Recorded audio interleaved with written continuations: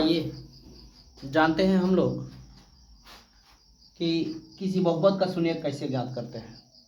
क्या करना है, बहुपद 3x² - 2x - 16 का शून्यक ज्ञात करना है हमें। तो शून्यक ज्ञात करने के लिए सबसे पहला काम है कि जो भी बहुपद दिया गया है उसको 0 के बराबर कर लेंगे। ठीक है, यानी कि हमें मिल गया क्या, 3x² - 2x - 16 = 0। अब थोड़ा सा ध्यान देंगे कि शून्यक निकालते वक्त अगर यह गुणनखंड के रूप का है तो इसका गुणनखंड तोड़ देंगे। गुणनखंड तोड़ने के बाद 0 के बराबर जो किए हैं उससे x का मान निकाल लेंगे, वो हमारा शून्यक हो जाएगा। चलते हैं, तो गुणनखंड बनाएंगे तो कैसे बनेगा, 16 × 48। आप लोगों को बतला चुके हैं गुणनखंड बनाने का तरीका। तो फर्स्ट इंटू लास्ट का गुणा करने पर 48 मिल गया हमें। अब क्या करेंगे, यहाँ से हम क्या करेंगे कि 48 को तोड़ेंगे। 1 से 48, 2 से भाग देने पे कितना आएगा, 24। 3 से 48 में भाग देंगे तो 16 आएगा। 4 से 48 में भाग देंगे तो 12 आएगा। 5 से इसमें भाग नहीं लगेगा, 6 से भाग देंगे तो 8 आएगा। इसके बाद अब कुछ भी आएगा तो दोहराएगा। आपको फिर बतलाया था क्या चीज़ कि यहाँ जो चिन्ह रहेगा उसके हिसाब से बीच वाला अंक लाना है। तो यहाँ माइनस का चिन्ह है, तो किसको घटाने पे, इसमें देखिए तो किसको घटाने पे 2 आ रहा है। तो यहाँ देखिए 6 और 8 को घटाएंगे तो 2 आएगा। उसमें भी बतलाए थे कि अब 2 किस तरह लाना है, यानी कि बीच वाला अंक जो लाना है माइनस में लाना है या प्लस में लाना है। अगर माइनस में लाना है तो अधिक वाले में माइनस का चिन्ह देंगे, अगर यहाँ प्लस में लाना है तो अधिक वाले में प्लस का चिन्ह देंगे। तो यहाँ पे क्या लाना है, हमें माइनस में लाना है। इसका मतलब कि अधिक वाले में माइनस रहेगा और कम वाले में प्लस रहेगा। कोई दिक्कत, यहाँ तक आ गए। तो चलते हैं, 3x² - 3x²। अब आपकी इच्छा है इसको पहले लिखिए या इसको पहले लिखिए, कोई दिक्कत नहीं है। तो हम यही लिखते हैं +6x - 8x, अब लास्ट में -16 = 0। अब इन दोनों में से कॉमन निकालना है हमें। ठीक है, कॉमन निकालना है तो देखते हैं कि किसके पहाड़ा में ये दोनों अंक है। तो 3 के पहाड़े में दोनों अंक है, तो 3 निकल गया। दोनों में x मिल रहा है तो x निकल गया, यानी कि यहाँ बच गया हमारा केवल x + 3 दूना 6। अब इन दोनों किसके पहाड़े में, ये दोनों, तो ये दोनों है 8 के पहाड़े में, तो यहाँ हो गया केवल x।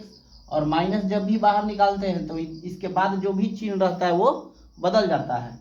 तो यहाँ माइनस कॉमन लिए है, इसका मतलब माइनस ये क्या हो जाएगा, प्लस हो जाएगा। 8 दूना 16 हो जाएगा, ये बराबर 0। अब ये देखिए डब्बा वाला जब तक सेम नहीं आएगा तब तक हमारा गुणनखंड गलत है। ठीक है ना। अगर हमें जानना है कि हमारा गुणनखंड सही है या गलत है तो देखेंगे कि डब्बा वाला सेम है, तो डब्बा वाला में सेम आया है हम लोग का, तो इसका मतलब क्या है कि गुणनखंड हमारा सही है। ठीक है, तो इन दोनों को एक बार लिखते हैं, एक बार लिख दिए हम। अब जो जो अंक बाहर है उसको एक साथ कर दीजिए। 3x - 8 हो गया और इधर हो गया 0। अब क्या करते हैं हम लोग कि यदि, अब क्या करते हैं, एक बार इसको 0 के बराबर कर देते हैं। ठीक है, और फिर एक बार इसको 0 के बराबर कर देते हैं, है ना। यानी कि बारी बारी से दोनों टर्म को 0 के बराबर करके x का मान निकालना होता है। यहाँ से यदि x + 2 = 0 लेते हैं हम, तो x बराबर हमारा क्या हो जाएगा जी, यहाँ प्लस में है तो इधर गया तो माइनस में हो गया, कोई दिक्कत। अब यहाँ से चलते हैं, 3x - 8 बराबर अगर हम 0 लेते हैं तो सबसे पहले किसको हटाएंगे, तो पहले अंक को हटाएंगे। तो इधर क्या बचा हमारा 3x, इधर आ गया माइनस, इधर आके हो गया प्लस।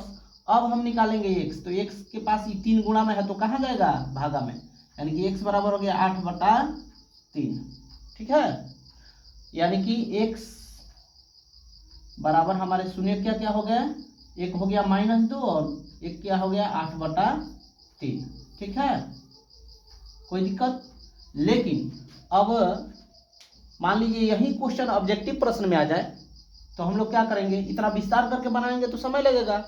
तो उसको ट्रिक पे कैसे बनाएंगे, ट्रिक पे कैसे बनाएंगे हम लोग, तो देखिए आप लोग यहाँ देखिए ट्रिक पे इसी क्वेश्चन को कैसे बनाएंगे हम। आप यहाँ निकाल के लाए हैं ना, 3x² + 6x - 8x - 16 = 0 निकाल के लाए हैं ना। किस क्वेश्चन का है, तो 3x² - 2x - 16 का है ना। अब देखिए इसको तोड़ के आप इतना कर दिए, बस इतना ही तक काम है, इसके बाद कोई काम नहीं है। अब यहाँ ए लिखिए, यहाँ बी लिखिए, यहाँ सी लिखिए, यहाँ डी लिखिए, बात खत्म। ट्रिक में देखिए कैसे बन रहा है, इसको केवल तोड़ दीजिए, दो भाग में हो गया।